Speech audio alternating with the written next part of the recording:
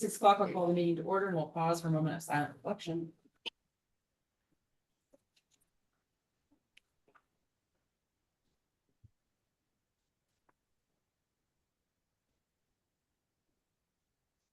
Okay. Denise, you want to lead us in the pledge? I pledge Allegiance to the flag of the United States of America and to the republic for which it stands, one nation, under God, indivisible, with liberty and justice for all. Thanks. Willie, will you lead us in a roll call, please? Be glad to. Corey Hall, Present. Brian Williams, Here. Steve Denny. Here. Who else we got here? Jerry Burmeister. Here. And our president, Marissa Skaggs. I'm here. Okay, 5 out of 5, we're all here. In the Google Drive and also online, there are the approval of the minutes as presented from our June meeting. Any questions, comments, concerns, or changes for those? If there aren't any, I will entertain a motion for approval. I'll make a motion for approval. Second. I have a motion and a second for approval of the June 2024 meeting minutes as presented. All in favor signify by saying aye. Aye. Opposed? Motion carried. Minutes are approved. Clerk treasurer's report. Willie, do you have anything to share with us? I really don't have anything to share with you other than we have the State Board of Account Auditors here and 4 people are driving us crazy, but we'll get through it. We are still kind of untangling year end and getting back into the system and being able to enter in the claims so we can have detailed financials for the last several months. So we're still waiting on that, but it's getting there. And if we didn't have the state board here, we'd probably be able to devote some more time to that. First up tonight, we have the South Madison Fire Protection Territory. We will start with their lease that we must approve for their new Spartan MetroStar Legend engine. Hi there. Can everybody hear me all right? Yes. We just can't, I Sweet. didn't think you were here, Chris, but I'm glad to hear you. Yeah, I'm here. I appreciate it. I'm on Zoom tonight. Yeah, like you see before you is the Republic contract for the lease for the new engine for $805,000. That engine will be hopefully delivered to the fire station sometime in Q3, Q4 of this year. We were able to figure out how to get a demonstration vehicle and off the lot instead of waiting a couple years. So that's what that loan is for. So for the approval of that, then we can get that signed and sent back to Republic. And then that way we can take acceptance of the engine when we get it. Great. And on this, I believe Willie is our signatory and that's all. That is correct.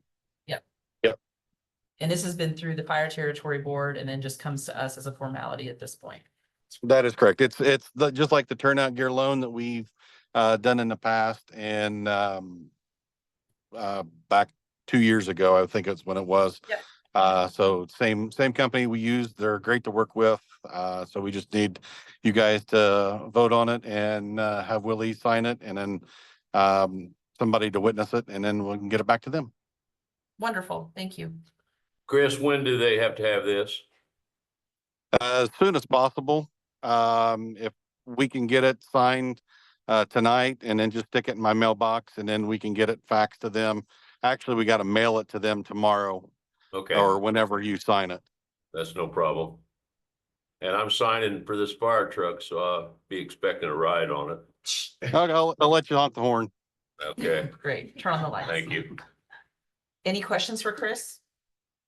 If there aren't any questions, I'll entertain a motion for approval. Motion to approve.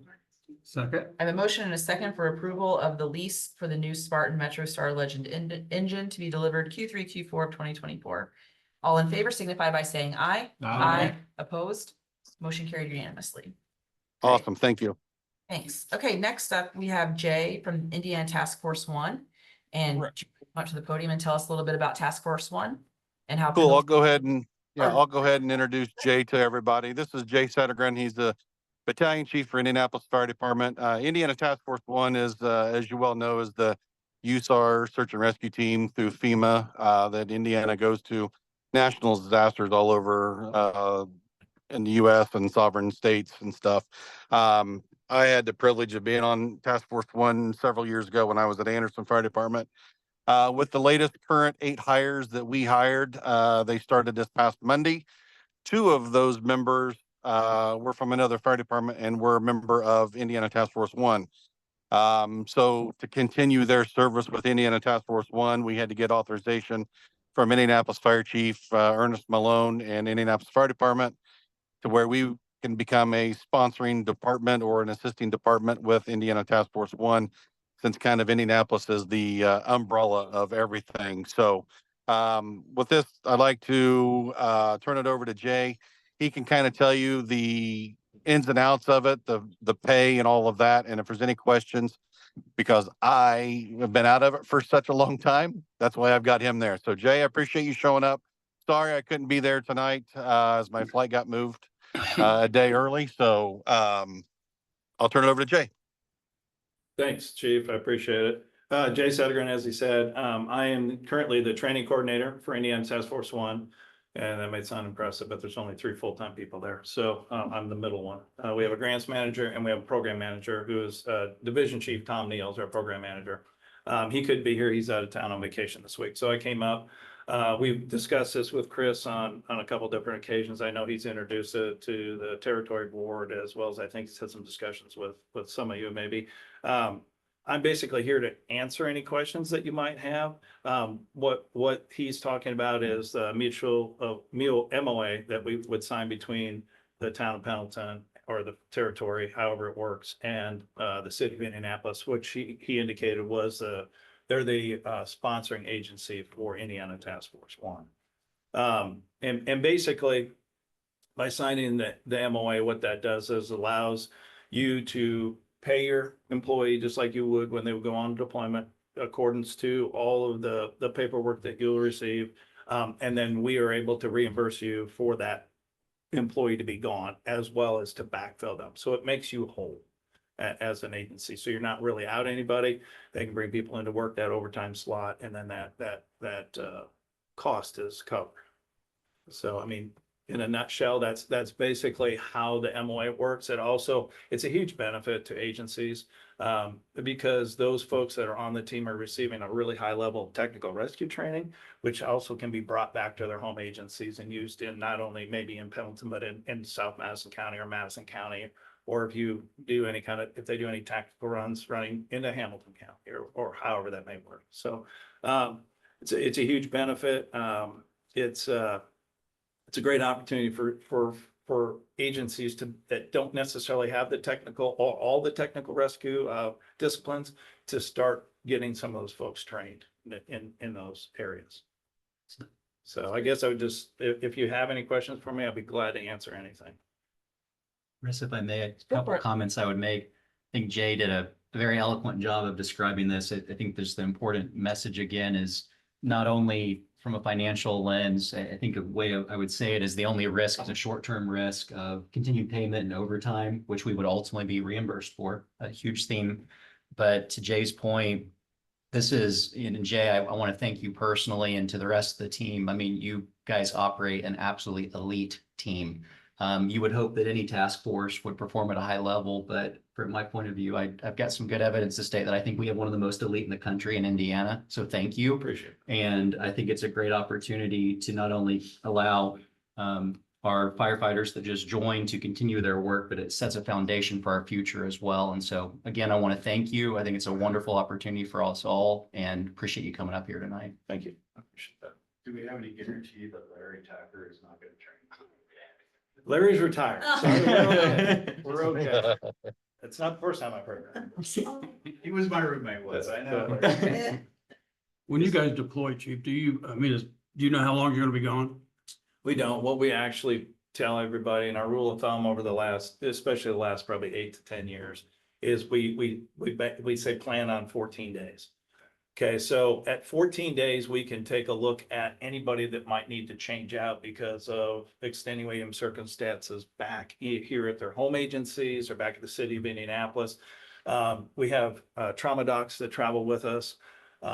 And so, at about 2 weeks, they start getting a little bit antsy because they're they actually have their shifts covered. They don't have the luxury of doing an MOA like this. So they generally have to either pay back or pay monetarily for someone to cover their shifts. So at about 2 weeks, it's about what now we've had 21-day deployments our longest.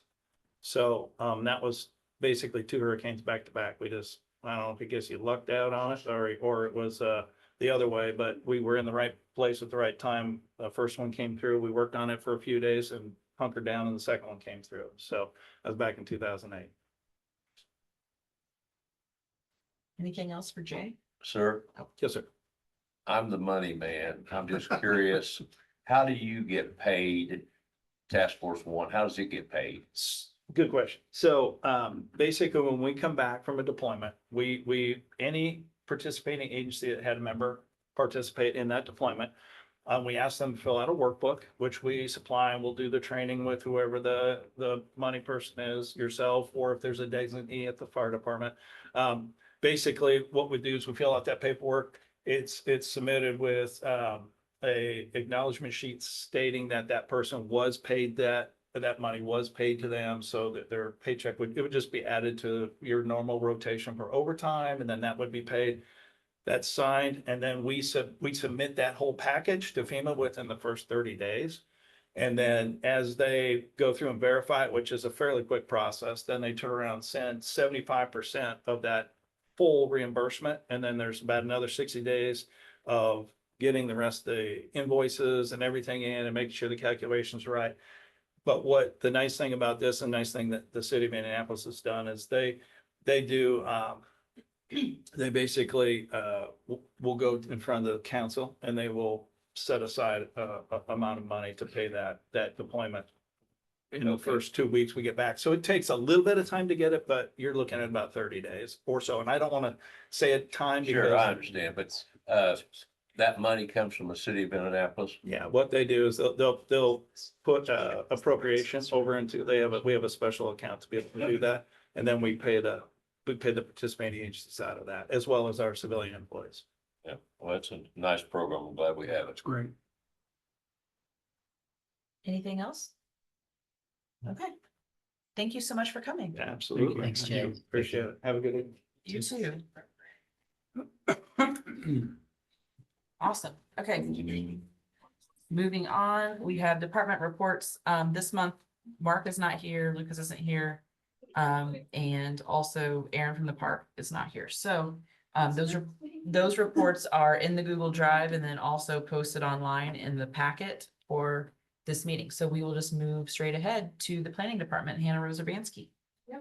Just be, I don't have all that much this past month, honestly, but 2 things I will update you on is, I'm sure you've noticed the mural has been removed on the side of the building. So that should be reinstalled within the next week or so. And then Carrie applied for the Earn Indiana grant, which helps us get a paid intern for the summer. So we were awarded that. I think you're actually going to be passing the ordinance for that this evening to get that intern. So that's all I've got. If you've got any questions for me. Any questions for Hannah Rose? Okay, with that, we'll let Scott turn it over to the town manager's report. Okay, just real quick. He's on vacation for 2 of the last 4 weeks, so it'll be a short report.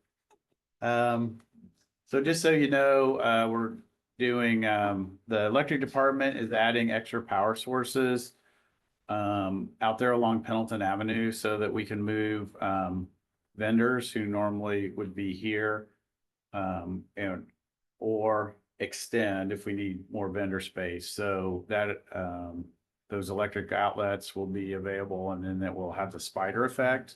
So they plug into the box, and then from the box, then they can go out to several. And I think we can serve up to 24 vendors with what they're putting in. Another electric related issue going on is we've started, the substation needs to be upgraded. Right now, there's not redundancy. And also as the building continues around, there's gonna be more and more demand on that substation. So we need to get the redundancy in place. And then, of course, as more demand for electricity goes up, then That'll use up some of that redundancy and then we'll keep adding to it. So a 20 MVA transformer, so you know, that's basically what feeds the town now. I think it's a 24. So right now, if that transformer went down, we would only have about 25% redundancy, and that's just from some of the transformer that we have located with Duke there by Madison Avenue and 67 and Angle Road. Just so you know, just an update on the US 36 State Road 67 NDOT project. It looks like the bidding will happen in the fall of 25 and major construction will start in 26. If you remember, more than 2 years ago, it was supposed to start in 24, but it's been backed up. I would say officially, really, the pain of summer paving started today. They did some patching out here on Pendleton Avenue. And then just a heads up that the four-way stop that we decided as town leadership to put it high in Pendleton Avenue. You're going to see that go up here in a little bit. Thanks to the brilliance of our planner, she figured out, Ricky and I couldn't, and she figured out a way to where to put the four-way stop sign so that it would work.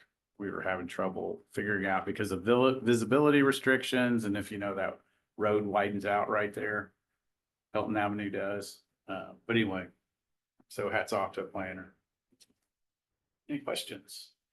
Questions for Scott? Scott, I have a question about another item. The crosswalk there by the post office like we have out here by town hall, is that still in the works? Yeah, so right now that's still under the traffic engineer. I don't know if you noticed, they had some cameras out earlier in the year, and those are now what's used for traffic counts. And once we have that underway, then he's analyzing also the traffic accidents that we've had in town, and then they're going to come back with some recommendations. So it's in the works. I think it's a safety concern that Oh, yeah, it's very much. we need to address. Yeah, and then so ultimately the goal is to make these two intersections smart, so they'll have sensors. So State Street will stay green as long as nobody's waiting. As soon as a car comes up on Pendleton Avenue or Main Street, then it'll figure out when it should turn red, let those cars go. As soon as they're clear, the sensor will say, okay, they're clear. And it's not going to be the wire sensors that you see. We'll most likely go with optical sensors. And then also push button, you're a pedestrian, you push the button, everything goes red. And so you can get across. Today, I mean, it was reality for me today. I crossed three times a car. I was walking and a car did this. It stopped within 3 feet of me 3 times in a row within 45 minutes. Yeah. Yeah. So it's getting ridiculous. Thank you. How soon's the four-way stop going to be installed? I would say before your next meeting. Oh, really? Yeah. Great. Thanks. Old business memorandum of executive sessions. We had executive sessions on June 13th and also June 26th to discuss specific litigation that had been threatened in writing. And so I have signed those memorandums. We don't need to, we do have to vote? Okay. You approve. Do we have to do each one separately? No, you could approve them all at once. Okay, great. I will entertain a motion for approval of the memorandums of the executive sessions. Make that motion. I have a motion. Do I have a second? I'll second. I have a motion and a second for approval of the memorandum of executive sessions for June 13th, 2024 and June 26th, 2024. All in favor signify by saying aye. Aye. Opposed, motion carried. Okay, great. Moving on to new business, resolution 2411 capital asset policy. As we've talked about a little bit tonight, the State Board of Accounts is in office auditing. And this is one of the things that they advise us to have. And really, we kind of have it now, but this is a pretty large revision. Correct, Willie? Correct. And so this is what they advised us to adopt. And it's more of a process and a policy than anything that changes anything basically, as far as inventory goes, it sets a few different parameters as far as usable life of those things and the capitalization thresholds. So we're not itemizing pens and pencils and reams of paper, which is what we're really doing now. Yeah, in the past, we had a $100 capitalization. And that, everything's just so ridiculously high priced and we had to change it all and we had items still on the capital list that had been thrown away 10 years ago that just wore out. So, we want to bring it up to 10,000, put a tag on it, capitalize it, write it off, whatever, so. Any questions regarding this? Jeff, anything to add on that? No? No, it's very standard stuff and I feel confident on that. Okay, great. Okay, if there aren't any questions, I will entertain a motion for approval. So moved. I have a motion. Do I have a second? Second. I have a motion and a second for approval of resolution 2411, adopting a new capital asset policy. All in favor signify by saying aye. Aye. Opposed? Motion carried. That is a resolution, so we only require one read of that. Moving on to ordinance 2417, hotels and places of public lodging. We've been kind of workshopping this in-house, the planning department, as well as our building inspectors and code officers have been talking about it, town managers have been talking about it. Hannah, is there anything you'd like to highlight about this? Well, I think this is something that the town hasn't necessarily dealt with before because we don't have a hotel, but it's kind of just an extra safeguard. It's a registration license program for any hotel owner or manager. So extra mechanism to ensure our code is always upheld. A few places around here have a license like this, Greenwood and Beach Grove being one of them, and also South Bend was another one we looked at. So what we'd kind of like you guys to do in the next month is take a look at this ordinance, anything that's a red flag or that we need to workshop, come in and talk to me or Scott. And we can do that, or shoot me an email. The big things we're looking at are the service call ratio, the fee, the term of the license, so it's 5 years right now. I think they probably do with, 1 to 2 to 3 years, even. And then also the process for denial. It's pretty cut and dry, but just if there's anything in there that jumps out at you. Any questions regarding this? Why do we need this? I think it's an extra mechanism to make sure that we are holding hotel owners to our standards. At least that's how I kind of view it, Standard of what? of our UDO. Right. Our other codes. But doesn't the UDO give that standard without having an ordinance?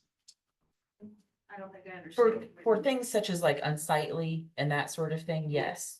This is more addressing if you begin to get a lot of public service calls to a hotel that, frequent flyer, unsavory activities happening at a hotel that require law enforcement or public safety.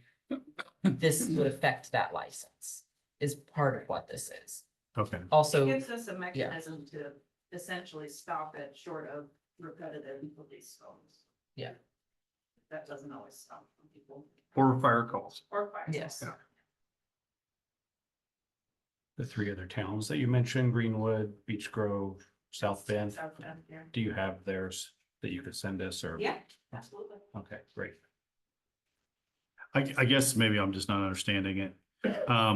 So this is more of like, if there are calls of service from the police and fire department, does that include like fire alarms or fake alarm? Like, I don't understand that part. We can definitely define that more in there as far as call of service. I think we're trying to delineate a little more. Scott can probably speak to this better than I can.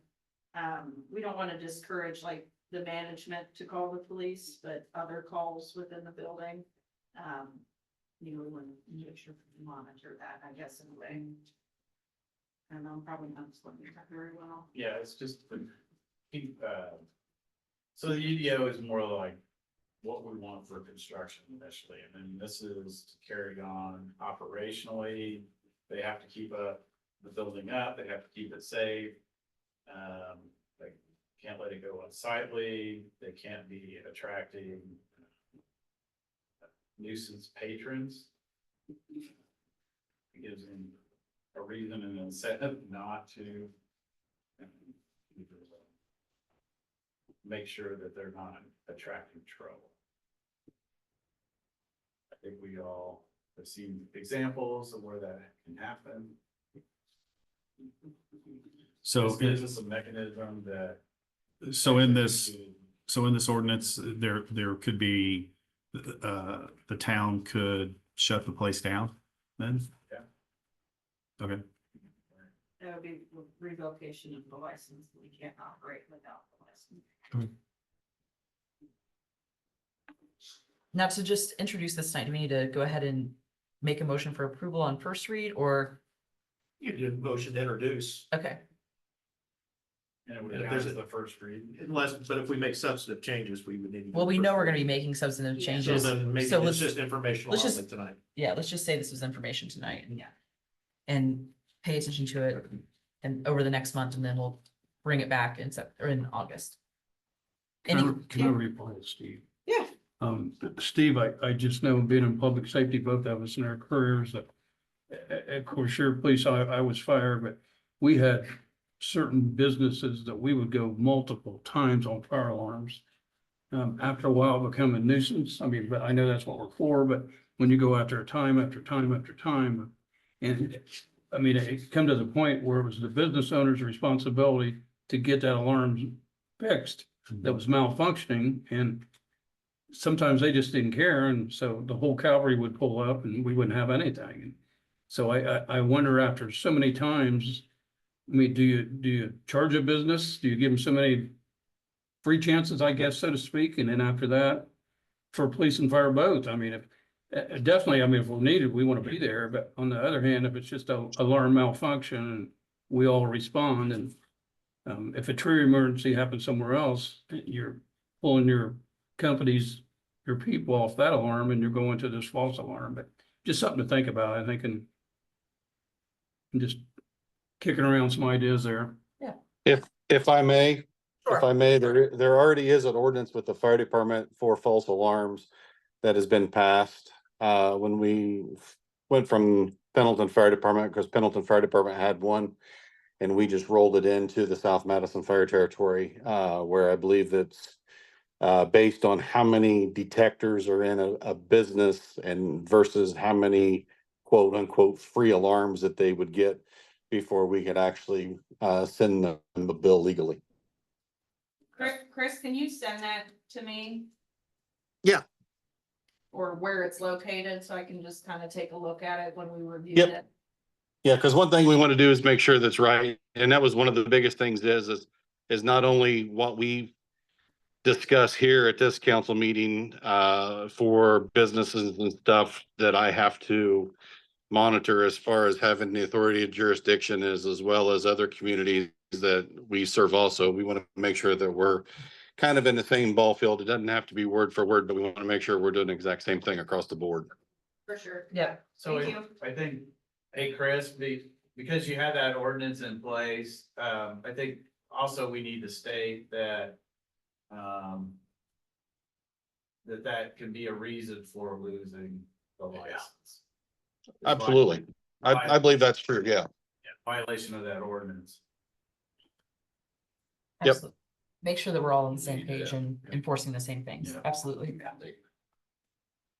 Any other discussion about this? Okay, well then we will work hard on it and bring it back in August. Ordinance 2420, amendment to the 2024 salary ordinance. Hannah Rose mentioned this a little bit earlier. Carrie's here tonight. This is basically allowing us to amend the salary ordinance to add the position of community capacity development internship with a maximum compensation of $17 per hour. Of that $17 per hour, it's not mentioned in here, but in the application of how it's going to work here, there is a match from that grant that they will pay $8.50 of that $17 per hour, correct? Okay. Anything either of you would like to add about this? Do you have any questions for Hannah Rose or Carrie? How long does that last, Tim? I mean, is that, It's, is it August to, December? okay, short term? last semester. Okay, thanks. Any other questions? Okay, I will entertain a motion for approval. So moved. I have a motion. Do I have a second? Second. I have a motion and a second for approval of ordinance 2420, amending the salary ordinance. All in favor signify by saying aye. Aye. Opposed? Motion carried. Now, since this is August to December, we are probably under the gun for getting this passed. So if this person shows up, we can pay them. So, I will entertain a motion for suspension of the rules to allow for a second read on the same night as introduction. Make a motion. I have a For motion for suspension. suspension of the rules. Do I have a second? Second. I have a motion and a second for suspension of the rules. As a reminder, the vote has to be unanimous for the rules to be suspended. So all in favor signify by saying aye. Aye. Opposed? The rules have been suspended. I will now entertain a motion for approval of second read of ordinance 2420, amending the 2024 salary ordinance. Make a motion for second read. I have a motion for second read. Do I have a second? Second. I have a motion and a second for second read of 2420, amendment to the 2024 salary ordinance. All in favor signify by saying aye. Opposed? Motion carried unanimously. Approval on second read of 2420. Okay, moving on, ordinance 2421, amending the zone map, the Cundiff property. This is kind of a little bit of a funny situation where somehow this person's residential property got somehow rezoned to rec and open space. We think it may be because of the floodplain. Yeah. However, they would like for it to be moved back to single family one. So we've come to find, with our map update and just over the years, there are some properties that have really odd zoning. There are a couple of one-off. We had one, I think 2 months ago, it was a property that was owned by the school. They sliced it off for someone to build a house, and it was still school zoning from 1945 until a couple months ago. So they wanted that rezoned to residential. This is a very similar situation. FEMA floodway maps also show that in 2014, the floodway expanded. And we think that might have something to do with why GIS just kind of auto-corrected this to park space, because you can't build anything really new in it without jumping through a lot of hoops. If that house wouldn't be here today, you can't build a new house on it. So it was just a weird zoning error. And this did receive a favorable recommendation for rezone from the planning commission. And so we will serve a second read on this. Any questions? Any discussion regarding this? If there aren't any questions or comments or concerns, I will entertain a motion for approval. I'll make a motion. I have a motion. Do I have a second? Second. I have a motion and a second for approval of 2421. Are we fine? Yeah, we Okay. just wanted to make sure we followed up with you. Okay. All in favor signify by saying aye. Opposed? Motion carried. Okay, next up, these are the amendments that came through the planning commission last night and received a favorable recommendation. There are 4 of them. Yep. So we've got some new equipment screening standards, processes for secondary planning, some new conditional uses, a few kind of fine-tuned items.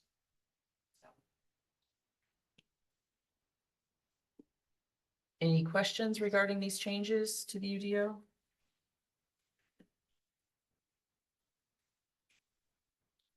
If there aren't any questions, I'll entertain a motion for approval. Again, the planning commission's read serves as first read. This will be just a second read on this.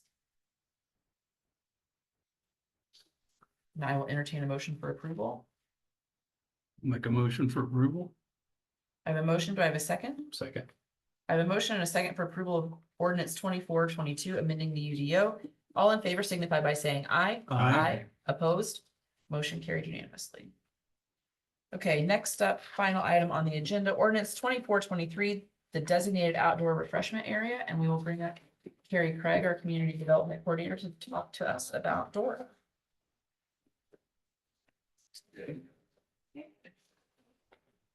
Thank you, Madam President and members of the council.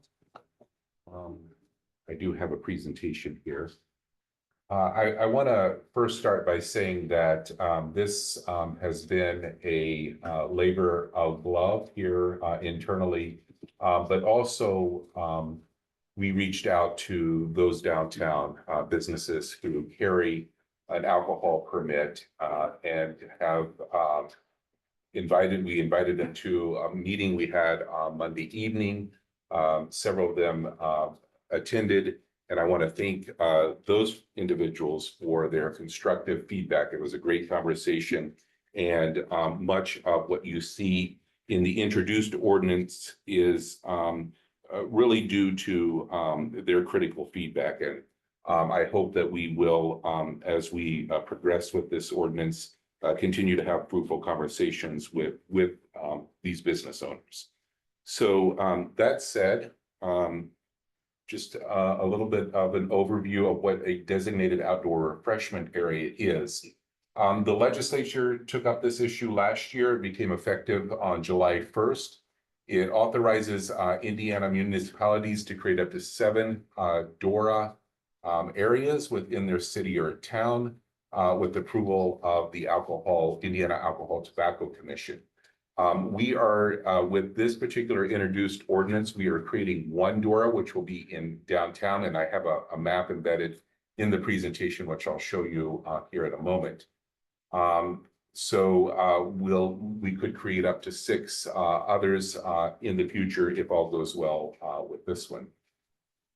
So a DORA is a specified area where the town council, in your case, designates as exempt from carryout restrictions that current state law places on retail establishments that have alcohol beverage permits.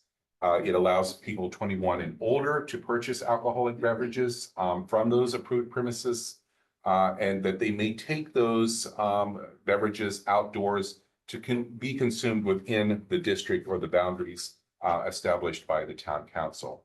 It also gives local governments greater say in who vendors are and where they can locate temporary alcohol vending. So for example, during downtown events.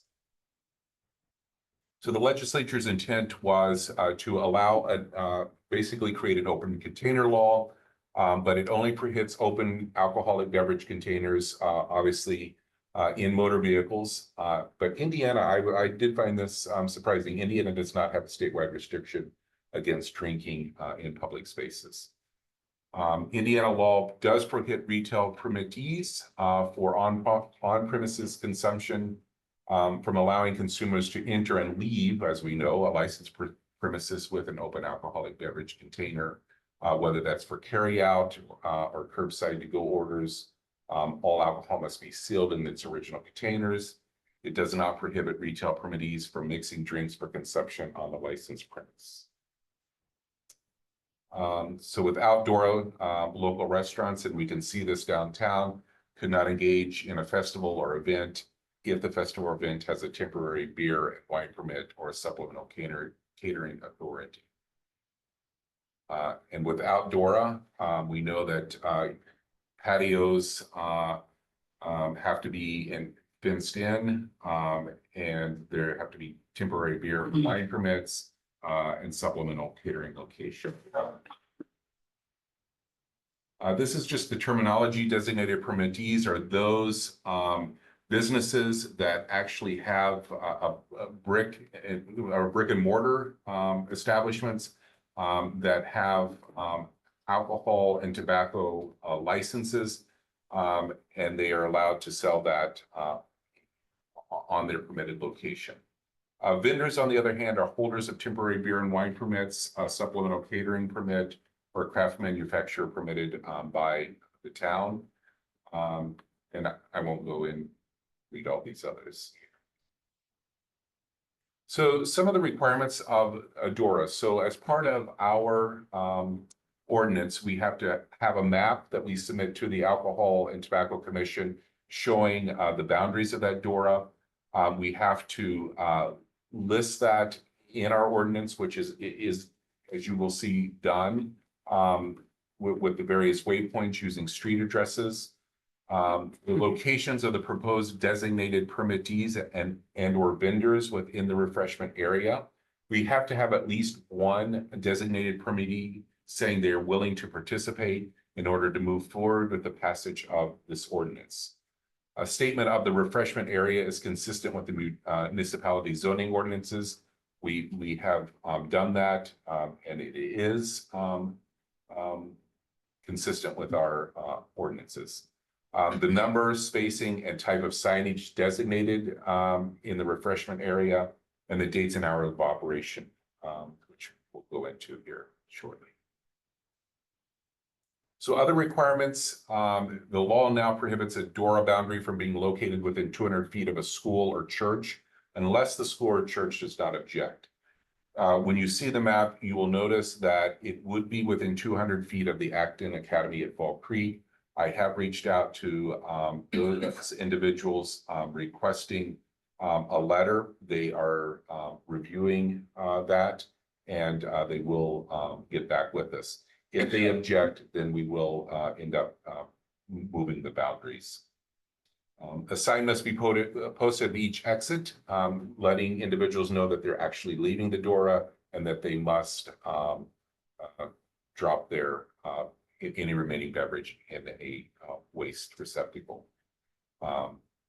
And that any alcoholic beverage, so this is the information that has to be at least noted on the signage. Other regulations, it is at the discretion of the town to post signs by retail permittees and other businesses within the DORA to indicate whether or not they're participating. So retailers who do not want beverages brought into their establishments could post signage on their front doors saying that those containers are not, open containers are not permitted. Requiring designated permittees and vendors to use only non-breakable bottles and cups, and we'll talk a little bit about that further. Requiring bottles or cups to be affixed with the logo, providing a public safety plan. That's something we still need to talk through internally and with the police department. I was on a call on Tuesday with AIM, Accelerating Indiana Municipalities. They had a webinar specifically on DORA. Many communities have not adopted a public safety plan. Again, that is something that each municipality can do or not. And so we'll have to decide if that's the case, as well as a sanitation. So other restrictions, a person who exits the licensed premises of a designated permittee or vendor may have no more than 2 alcoholic drinks at the same time. And then they must also meet these particular guidelines. So beer or flavored malt beverages have to be at least no more than 16 ounces. Wine, cider, or hard seltzer canned cocktails, no more than 12. And a mixed drink, not more than 10 ounces, containing not more than 2 ounces of liquor. Further restrictions, a designated permittee or vendor who intentionally sells, obviously furnishes or gives a person an open container of an alcoholic beverage exceeds the content limitations, commits a Class C infraction. I did ask the question on the webinar if immunity is granted to either businesses or the town, and the chair of the Alcohol and Tobacco Commission said absolutely not. So that is something to consider. But the Alcohol and Tobacco Commission chair did say that vendors are those who hold alcohol permits should be covered under their own, I want to say, insurance, yeah, and liability. That's correct. Any retail permittee or business within the refreshment area may refuse to allow individuals to enter their licensed premises with an alcoholic beverage. And a person may not consume an alcoholic beverage within a refreshment area that was purchased outside. You cannot move beverages from one designated permittee into another. So I can't go, for example, from the bank into the stable with an alcoholic drink, or I can't move from a vendor who's out here on North Pendleton Avenue into one of those establishments either. Outdoor dining, if a designated permittee in Adora has outdoor dining, they may serve alcoholic beverages in open containers during the hours of operation. Glass containers are permitted within those areas, and there doesn't have to be any fencing or enclosure required for that outdoor dining. So here's the proposed map, as you can see. If we start with this particular waypoint, starting on West State Street at the pointer here, yeah. So we're starting here at the post office, and going down State Street, then turning the corner here down South Pendleton Avenue to High Street, back up this particular sidewalk, down East Street, up Broadway, Water, down south on North Pendleton, Northwest Drive, which is the alleyway just north of Town Hall here, to Main Street and back to West State Street. So that's our starting point. One of the questions, I ask a lot of questions on Tuesday, but one of the questions I forgot to ask is because you could potentially take an alcoholic beverage if these particular businesses allowed it into these buildings. Would the boundary line have to come here to the alleyway behind these businesses? Or does the alleyway take into consideration the ability to bring alcoholic beverages within these buildings? So that's something I do need to follow up on and will do. In terms of what our specific ordinance does, and these are just highlights. So the hours of operations that we came up with, that we shopped around with the designated permittees or the businesses that we spoke to, was Sunday from 12 p.m. to 8 p.m. Eastern time, and Monday through Saturday, 10 a.m. to 11 p.m. Again, those could be potentially amended. Designated permittees not noted as participants in section 10, which I will go back, we'll say that I had mentioned that we need at least one designated permittee to participate in order to move the ordinance forward. If one establishment decides they'll move forward and we adopt the ordinance, then anybody who wants to participate after the adoption of the ordinance, they'll have to come back to the council to seek a special resolution in order to participate in the downtown Dora. Any approved designated permittees who sell or transfer their alcohol licenses must complete and apply to the Indiana Alcohol and Tobacco Commission for a new Dora permit, and then they'll have to come back to the town council to seek a special resolution to participate in the downtown Dora. So that gives the council some control over the process. In terms of containers, designated permittees and/or vendors may purchase approved containers exclusively from a manufacturer or retailer of their choice, so long as they satisfy the following requirements. It's non-glass, non-breakable, and clear. It's not larger than 16 ounces, and it has the official Pendleton Downtown Dora logo that's been approved by the town. Wristbands. So one of our businesses had mentioned on Monday about wristbands, and I asked that specific question on Tuesday. I understand that wristbands were in the initial bill and it was amended out. But Jessica Allen, who's the chair of the Indiana Alcohol and Tobacco Commission, said they strongly recommend that we use wristbands. In the various ordinances, so there are 13 communities in Indiana that have passed and now have actual Doras. Carmel and Noblesville are currently working on establishing Doras. 2 or 3 of those communities designate their Main Street organizations to sell the actual containers to the designated permittees and vendors for the purpose of raising funds to support various downtown related projects. So that could be, beautification, cleanup, marketing, those sorts of things.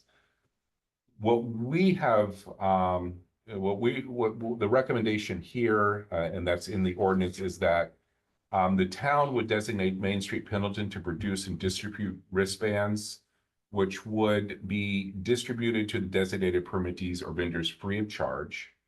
Those approved permittees or vendors would then collect the wristband fee, which would be set by Main Street Pendleton, but would be reasonable. And that wristband will be good for the remainder of that particular day. Wristbands would be different in either color or style from those sold by a vendor during a special event. So you would know that you've either purchased the bracelet at a bricks and mortar establishment versus someone who's selling alcohol at an event on the street. And then it also says that the ordinance states that Main Street Pendleton would use these funds that they collect to market downtown Pendleton in local travel guides throughout central Indiana. And so to market the town, and particularly downtown, as a destination for recreation, retail, and dining. It would include specifically marketing businesses within Main Street's downtown district, which would include the park. And then there's a slide in here that just talks a little bit about the DORA application. These designated permittees and vendors, in addition to receiving approval from the town, actually have to apply directly to the ATC for a DORA permit. This is just give you an example of what gets issued by the Alcohol and Tobacco Commission once approved. So here's some signage examples. This is what Noblesville signage is going to look like. So they've got various types of signs here. This is what Fort Wayne's looks like. And here are some container examples. This is what the containers look like in Fort Wayne. Standard plastic cup with the approved Fort Wayne DORA logo imprinted on them. This is something that would be a decal that would be printed off and would be placed on those establishments that would allow for open containers to come inside their establishments. So that's a quick in a nutshell of DORA and this particular ordinance, and I'd be happy to answer any questions that folks have. Scott, can you turn the lights back on? You know, that's a lot of information. I guess I have a question for maybe legal for you, Joe. If a person buys liquor in my establishment and he walks outside and gets, God forbid, get killed by somebody, and they come back on the town, can we be sued as that? The answer is always yes, can we be sued? Yeah. But you know, that would clearly be protected by general liability insurance. And secondly, the town's hand would be very good on that unless the town was actively passing the guy to drink or setting up a situation. You know, the way Kerry has drafted this ordinance is that, you know, with only the two and things like that. Now, if we said you can carry out a case every time of hard liquor and swig it, I mean, then you're gonna run into some trouble. But the limited nature of this DORA protects the town very well, plus the fact that the ordinance tracks the state code precisely. So you can always get sued, but I think we'd be dismissed from the case very quick. Thanks. I'm just trying to figure out logistically, that's what I was asking Steve. This is year round, this not during special events. It could be Could be either. it could be either or, yes. So if it's year round, if it's year round, then the notion of wristbands doesn't, I'm having trouble following how that would work. Well, the reason why we, in this particular ordinance, adopted the wristband is because when I met with the business owners, they brought up a great point. if you're giving Main Street the opportunity to utilize this,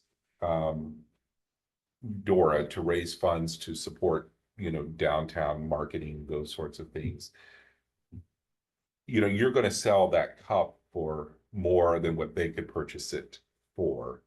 And so it allows those businesses to buy the cup cheap and from any retailer they want, plus, and the wristbands allow for the raising of funds, as I mentioned, for marketing purposes. So rather than them raising the prices on their drinks, Main Street is being able to raise money that people probably would be willing to pay, $2 per wristband to be able to take their alcoholic beverages outdoors. I disagree with that. Okay. I don't think I would never pay $2 for a wristband to walk around for the day. I don't think a lot of customers would. They just wouldn't walk out with their cups.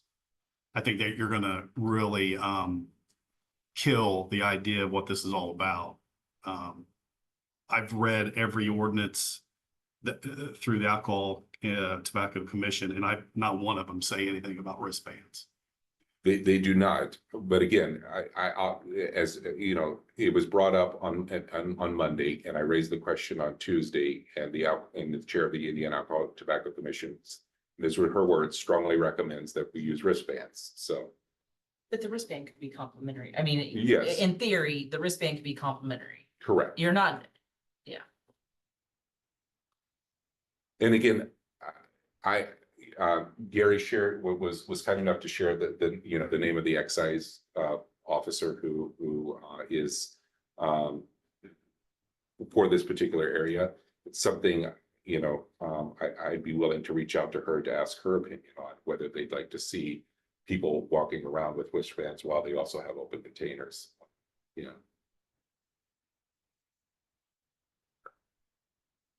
In your section 6, it says the town appoints Main Street to oversee the common signage. Mhm. And who are they charging? Who's paying for that? Is that coming out of the wristbands? It could, yes, or we really haven't, I don't think, discussed that in depth. Okay, and is there any stipulation there about private security for this area? No, well, you wouldn't have to have private stuff. There's no, you could in the public safety plan, I suppose. If you've got alcohol and you've got people, you need some kind of security. And none of these. Period. My opinion, it's either our police department or Sure. private. I mean, they had security here just in the alley not long ago. Well, as I understand it, that was a requirement now because we do not have a door up. But once there's a door up, we wouldn't have to have private security.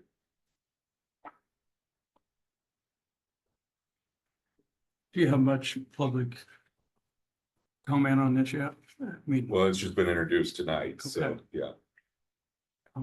I would like to see what the community has to say about this. Well, I will add that on the call on Tuesday was the town manager for Winona Lake. Winona Lake is the home of Goshen College, which is a very conservative evangelical Christian college. Goshen has been very supportive of their door from the very beginning, so. and I think from the one thing, and I'm not a business owner down here, but I think that this allows our brick and mortar restaurants and establishments that are here 365 days a year, when there is an event going on. I feel like it gives them a little bit of skin in the game and a little bit of protection from losing business to food vendors that set up around here during special events. It is my take on it. And I think, this could be a boon on days like Christmas and Pendleton. And that sort of thing. If we can get it all to work out and if we can find a mutually agreeable solution for everybody. But I think we always take into consideration what folks have to say around here, but I think that if done properly, it could be a good thing for everyone. I'll second. I mean, I completely agree with that. It Yes. seems like a good thing for the bank, the stable, other makes sense to me. The only part that threw me, and I don't want to sound like I'm being negative about it, because I'm certainly not. I think it's great for everybody. It's just I couldn't get my head around the concept of the wristband if I walk out of the bank with a beer to walk home. It's hard for me to imagine Gary putting a wristband on me to walk 3 minutes home, but that's that's why I was having trouble getting my head around the logistics of that. No offense, Gary. I understand. Can I say something? Yeah, we could, yeah, I'm sorry. yeah, no, that's fine. You need to get up there and state your name so we know who you are. Not your address, just your name. Gary Brammer. One of the things a wristband could do is, before I put the wristband on you, I card you. Because the law states that I can sell you 2 drinks. You can walk out to Main Street and give it to someone that's not 21. Makes sense. Now, would that ever happen? Yeah, it's gonna Yes. happen. So how do we identify?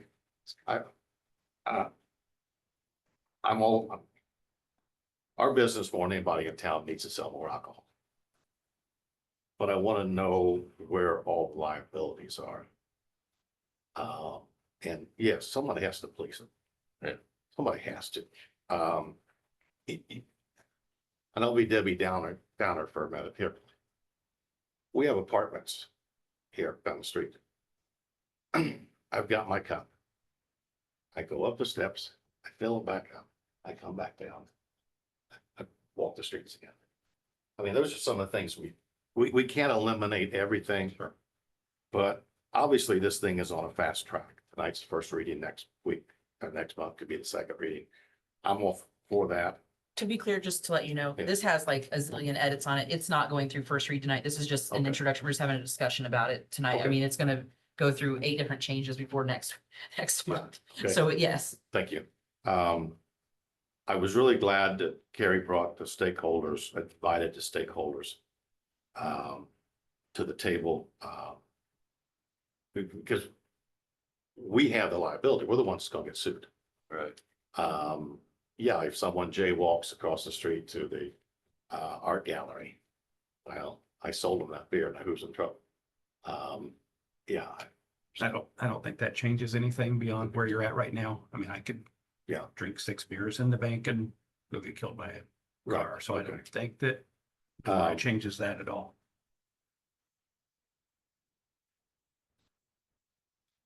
I mean, we had 1,000 questions the other night. Gary was very good to take them down and try to get some results. But yeah, there still needs to be some table discussion, a committee, if you will.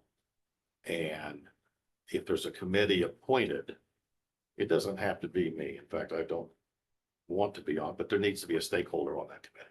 Yes. Because we're gonna have answers to questions that you don't understand or think. Except for, Steve knows all the rules very well. So, it can be a good thing. It can. But I just want us to all be on the same page. And I want us. We can't dot every I, cross every T. But the reason I wanted Marissa Creek here was because 3 days into this thing, I don't want her to come into my business and slap handcuffs on me because I did something wrong, because we didn't think of it.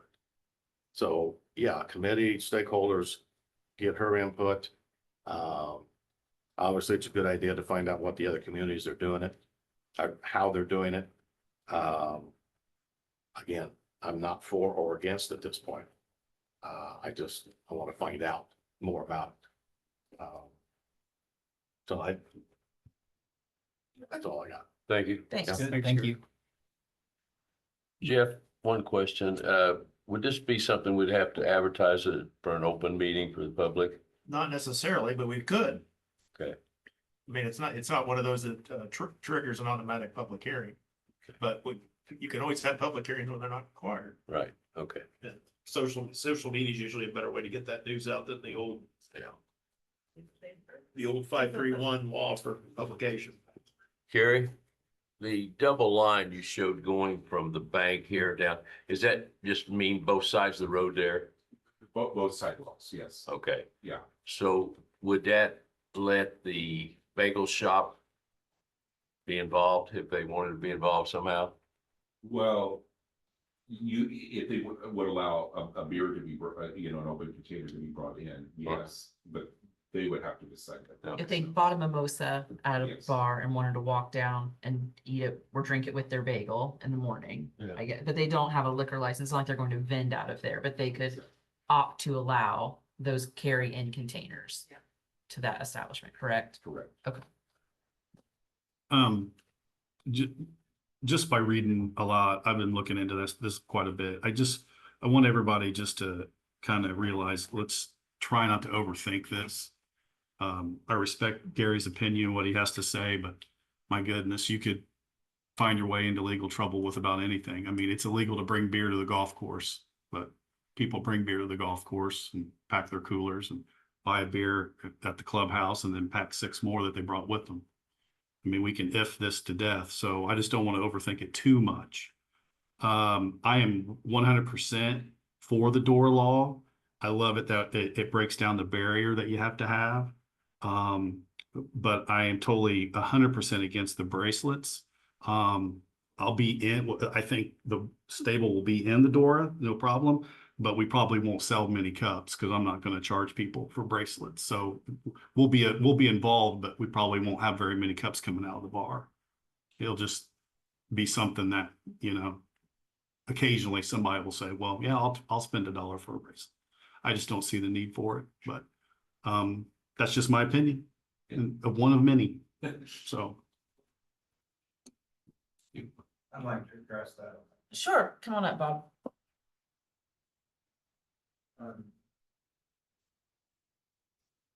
The idea that I see about the bracelets is that it's a more practical.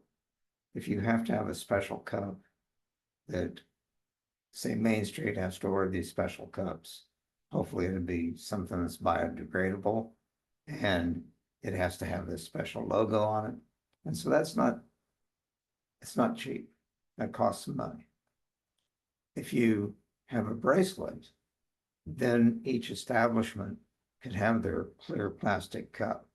And the Main Street group can make a little label. And, these other places have a way that you can recognize the cups. Fort Wayne, I think there was pictures of theirs. And so the different communities will have their own logos. Maybe we could have a little round logo with falls on it. And so it'd just be a little stick on.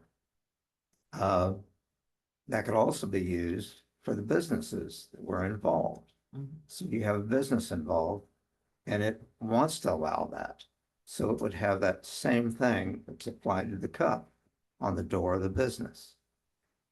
That same thing that's applied to the cup and the door of the accepting businesses could have a red X on it, which just take a magic marker and do that. You don't have to order anything special. And then they could put that on their door. So if Bedazzled didn't want alcohol to come into their business, they could do that.